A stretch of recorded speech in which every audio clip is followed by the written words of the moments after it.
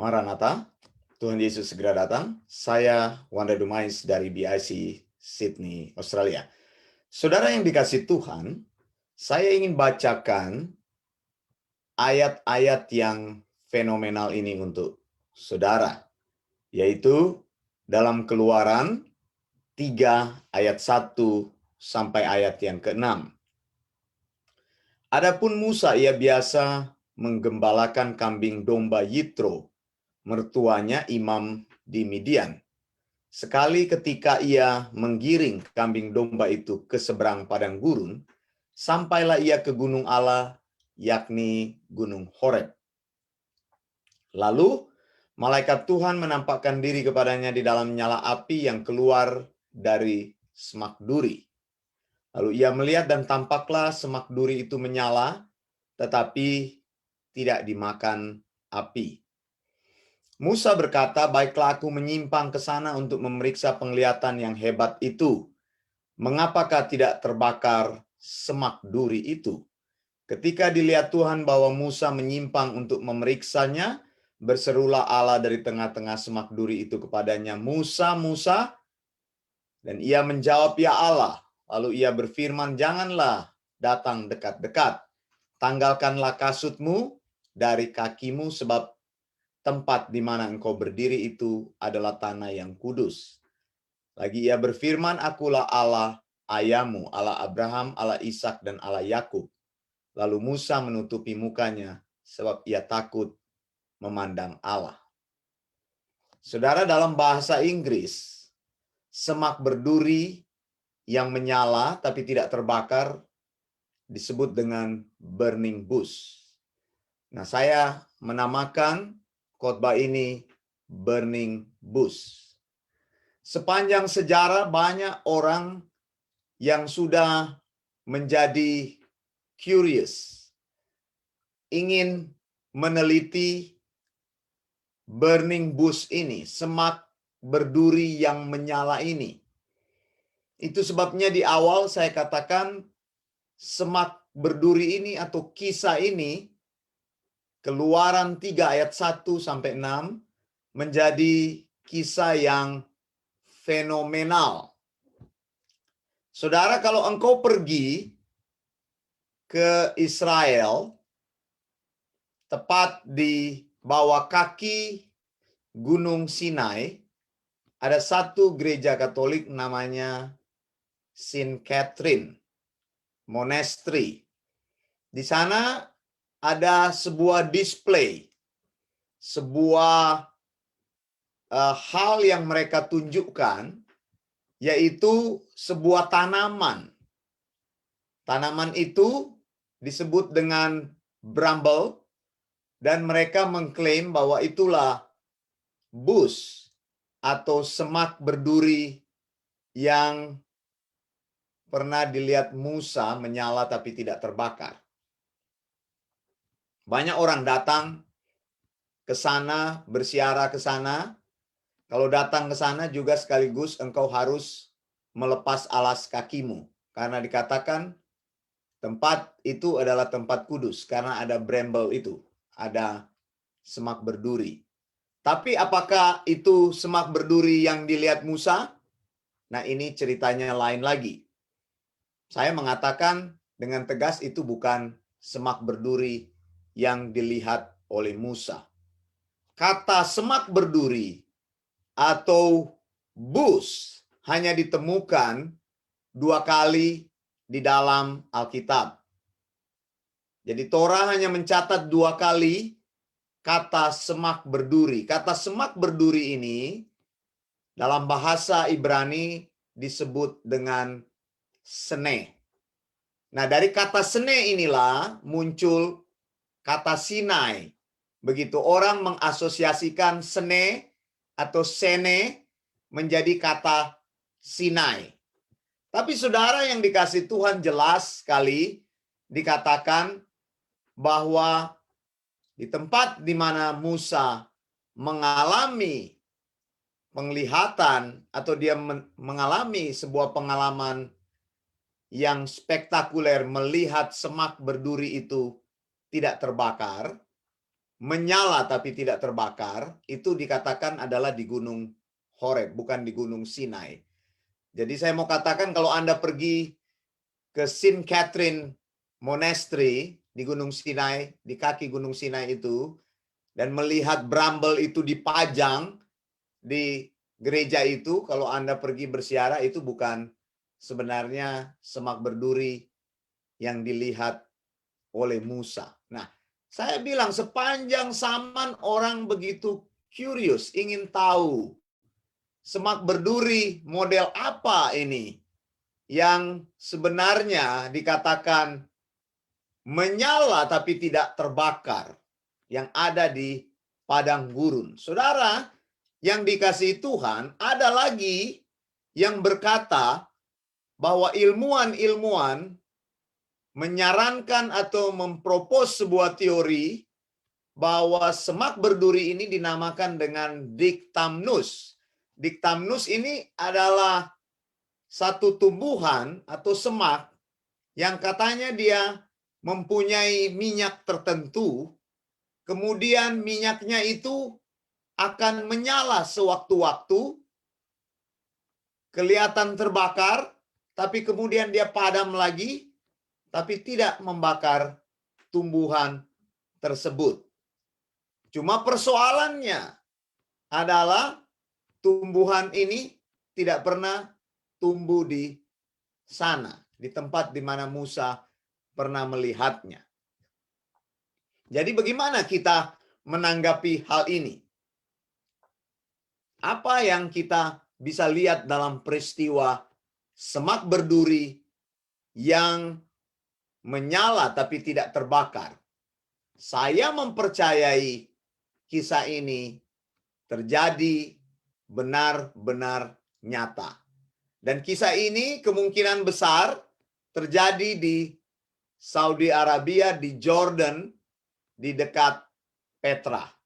Saudara ya. Jadi kata sene tadi itu bukan kata yang bisa diasosiasikan dengan Sinai. Sehingga dikatakan bahwa itu terjadinya di St. Catherine di Sinai itu. Yaitu bramble itu, Robus sanctus. Tumbuhan yang seperti itu. Nah saudara, apa yang ingin saya bicarakan di sini saudara? Pertama, bagian yang penting di sini, ketika kita lihat di sini, Alkitab katakan, saya baca ulang ayat 1, Keluaran 3 ayat 1, adapun Musa, ia biasa mengembalakan kambing domba Yitro, mertuanya Imam di Midian. Sekali ketika ia menggiring kambing domba itu ke seberang padang gurun, sampailah ia ke gunung Allah yakni gunung Horeb.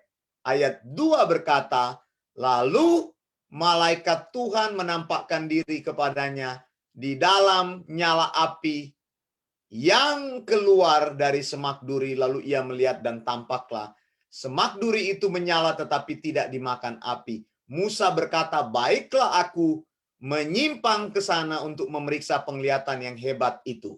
Mengapakah tidak terbakar semak duri itu? Saudara yang dikasih Tuhan, Musa penuh keingintahuan untuk melihat kejadian yang luar biasa itu. Musa ingin melihat apakah yang terjadi, mengapa semak berduri itu menyala tapi tidak terbakar. Bukankah ini something spektakuler? Sesuatu yang mengagumkan sekali. Musa berpikir, aku belum pernah melihat ini. Aku ingin melihatnya. Mengapa terjadi sesuatu yang begitu luar biasa yang aku belum pernah lihat sebelumnya? Sebuah misterius fenomena.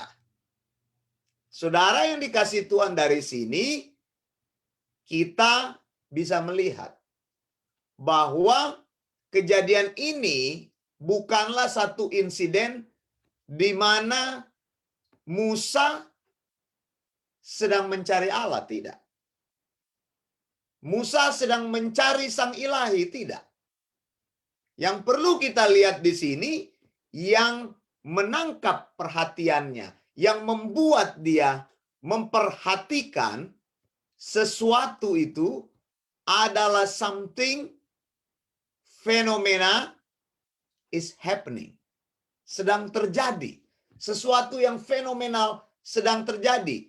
Bukan Musa tertangkap karena dia ingin melihat atau mencari Allah, tapi dia tertangkap oleh kejadian yang spektakuler ini.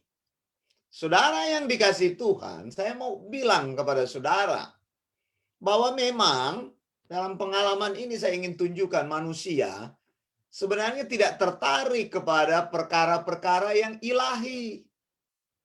Jadi harus ada sesuatu yang Tuhan bangkitkan untuk menarik perhatiannya mencari Tuhan. Sekali lagi saya mau katakan, orang tidak punya perhatian untuk mencari keilahian. Orang tidak punya perhatian untuk mencari sound doctrine. Orang tidak punya hati yang sungguh-sungguh untuk mau mencari Tuhan.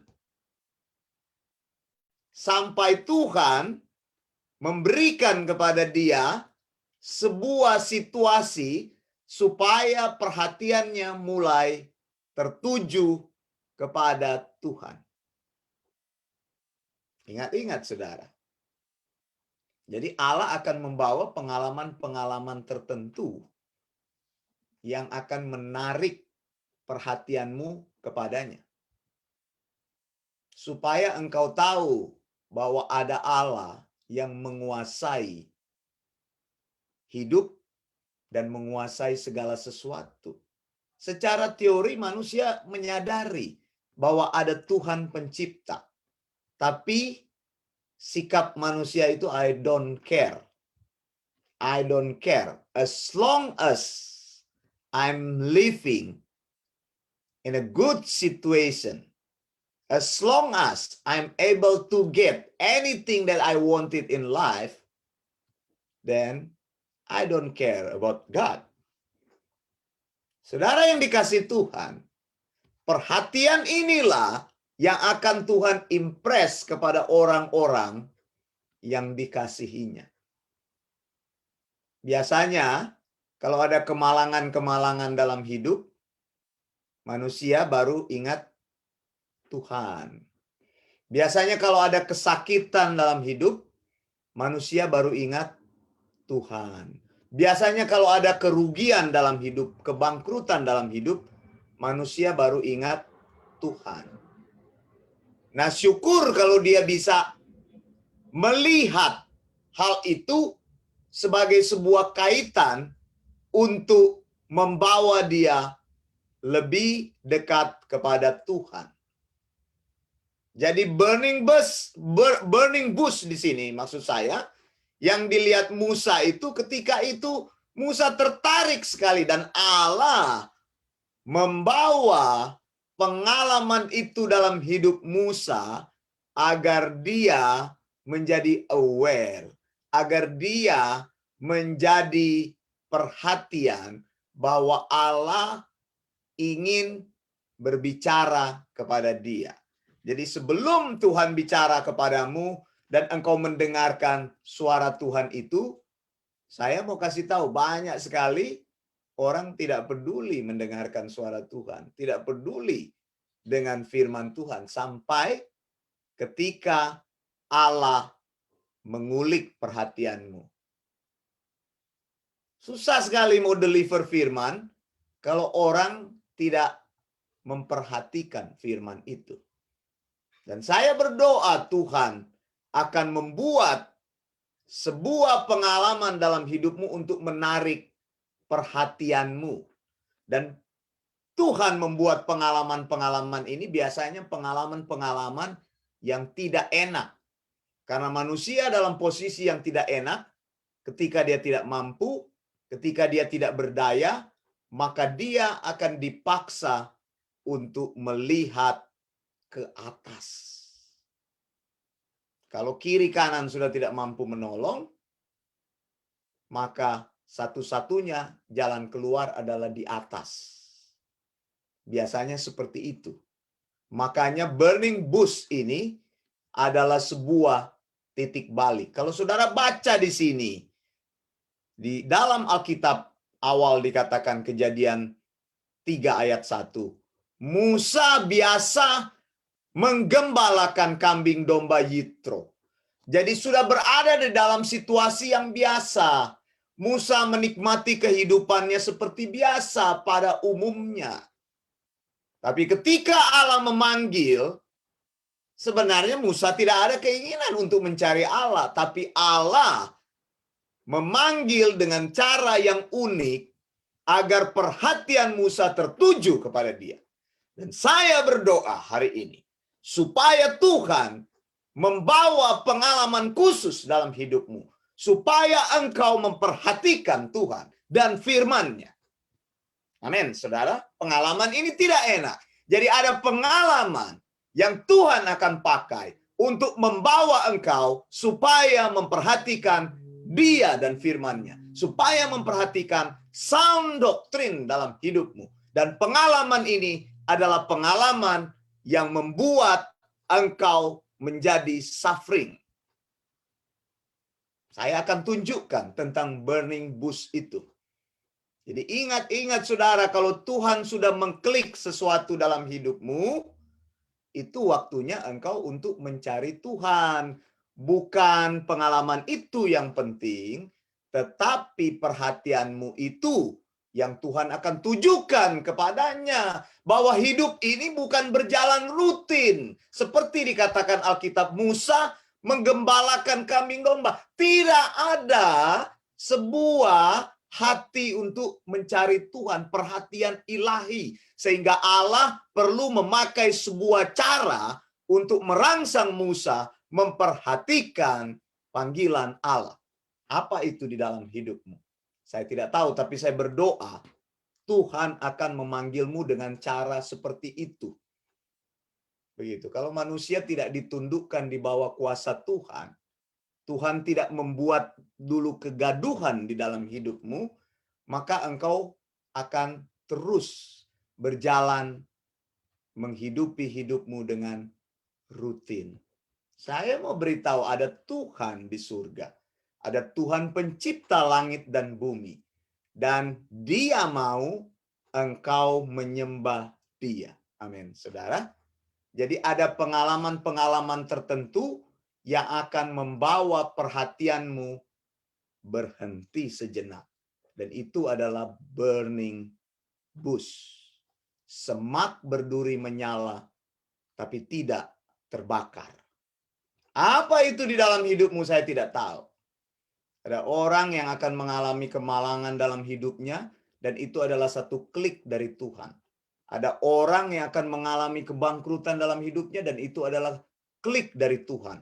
Ada orang yang mengalami kesialan yang sungguh di dalam hidupnya, dan itu adalah klik dari Tuhan. Kalau itu tidak mampu mengklik imanmu, mengklik perhatianmu, maka akan terjadi lebih besar lagi yang Tuhan akan buat dalam hidupmu sampai engkau mengakui Dia adalah Tuhan di atas segala Tuhan, Raja di atas segala raja. Jadi hati-hati saudara.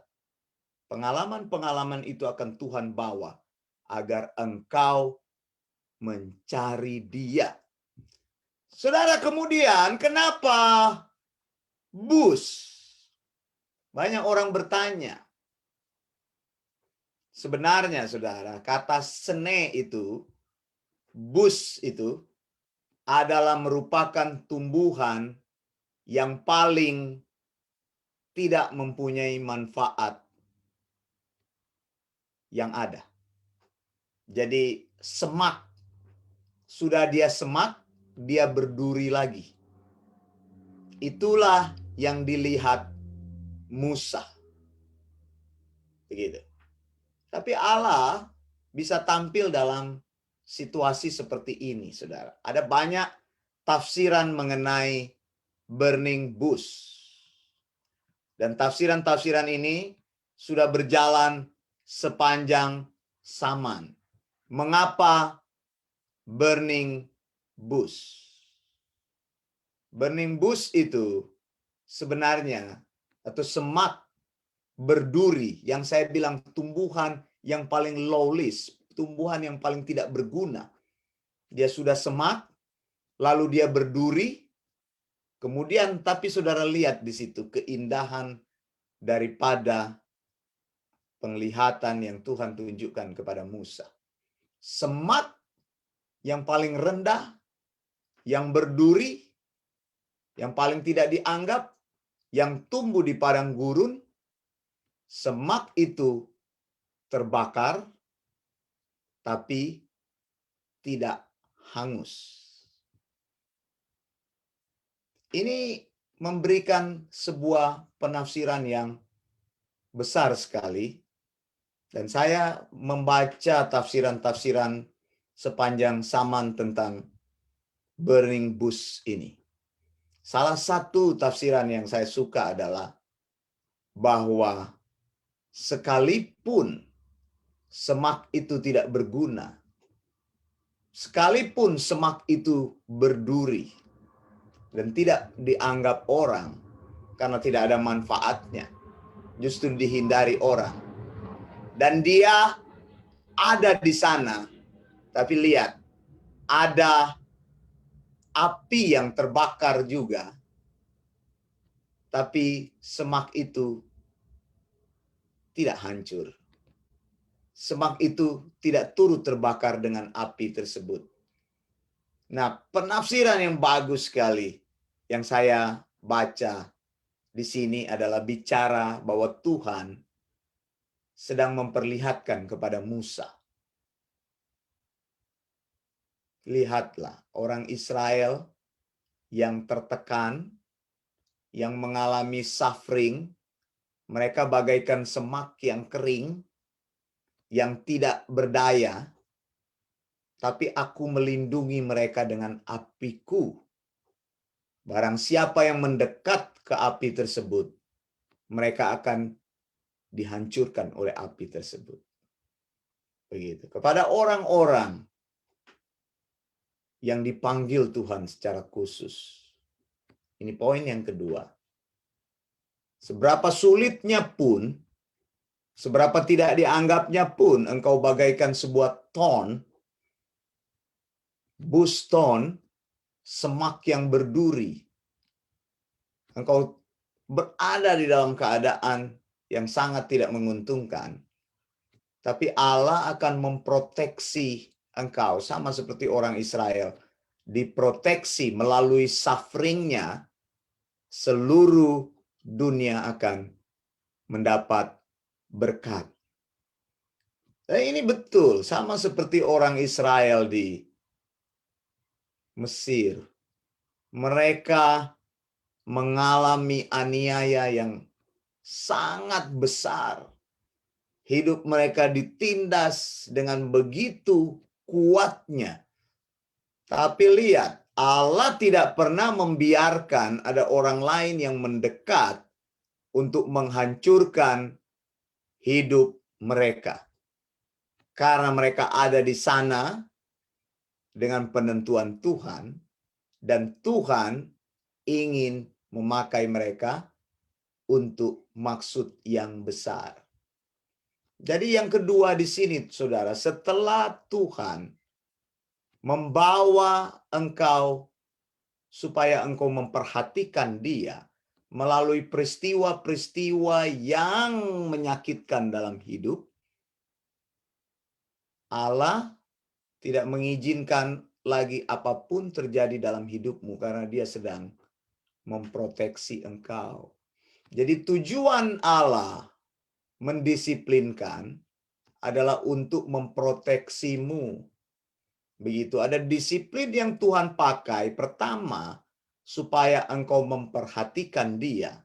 Dan yang kedua, ketika engkau memperhatikan disiplin Tuhan, Tuhan akan tunjukkan bahwa Dia akan melindungimu dan mengubah hidupmu bukan lagi menjadi sebuah bus, sebuah semak duri yang tajam, yang tidak berguna, yang low lease, yang paling rendah, tapi proteksi dari Tuhan dalam bentuk api itu. Kita lihat semak itu menyala, tapi tidak terbakar, menunjukkan bahwa hidupmu akan keluar dari situ sebagai orang-orang yang akan membawa berkat Tuhan kepada siapapun, membawa anugerah Tuhan kepada siapapun. Jadi disiplin yang Allah pakai dalam hidup kita untuk membawa kita melihat Dia, memperhatikan Dia dalam tujuan, karena Tuhan ingin memakai hidupmu. Musa bukan orang yang peduli kepada Tuhan. Musa hanya ingin melihat sebuah fenomena, tapi cara itulah yang Tuhan ingin pakai kepada Musa untuk menunjukkan rencana Tuhan yang sebenarnya. Saudara yang dikasihi Tuhan, coba periksa hidupmu. Hari ini saya berbicara. Kalau engkau tidak memperhatikan Tuhan, maka ada banyak sekali Tuhan berbicara kepadamu melalui peristiwa yang terjadi dalam hidupmu. Dan dia akan terus berbicara, dan dia akan terus membuat kegaduhan dalam hidupmu. Suara-suaranya akan terdengar dengan hebat ketika engkau mengalami penderitaan yang hebat dalam hidup ini. Supaya engkau mendengar akan suaranya, mendengar akan sound doktrinnya, supaya engkau tidak terjebak dalam rutinitas hidupmu. Yang kedua, dia mau tunjukkan bahwa dia adalah Allah yang melindungi hidupmu. Meskipun engkau merasa hidupmu tidak berguna, sama seperti semak duri, tapi semak duri itu tidak akan pernah dihancurkan. Walaupun semak duri itu kelihatan tidak berguna. Karena Allah melindungi dengan apinya yang terus-menerus menyala dalam semak duri itu. Sehingga orang yang akan masuk ke dalamnya atau kuasa lain yang akan menghancurkannya, justru mereka terbakar. Dan dia terus dilindungi dengan nyala itu karena Tuhan ingin memakai hidupmu. Jadi Allah sekarang sedang mencarimu, memakaimu, memanggilmu dengan cara yang ajaib. Ingat kata-kata saya, kegaduhan demi kegaduhan akan terjadi sampai engkau memperhatikan Dia. Akan terjadi sebuah suara yang berisik sekali di dalam hidupmu, supaya engkau dengar Dia, bukan dengar dunia ini. Supaya engkau mencari Dia, maka ada banyak hal yang terjadi dalam hidupmu. Dan Dia akan tundukkan engkau di bawah kuasanya. Saya Wanda Dumais dari Sydney, Australia, BIC Sydney, Australia. Saya ingin ucapkan Maranatha. Tuhan Yesus segera datang, Tuhan Yesus pasti datang. Tuhan Yesus akan datang. Blessings.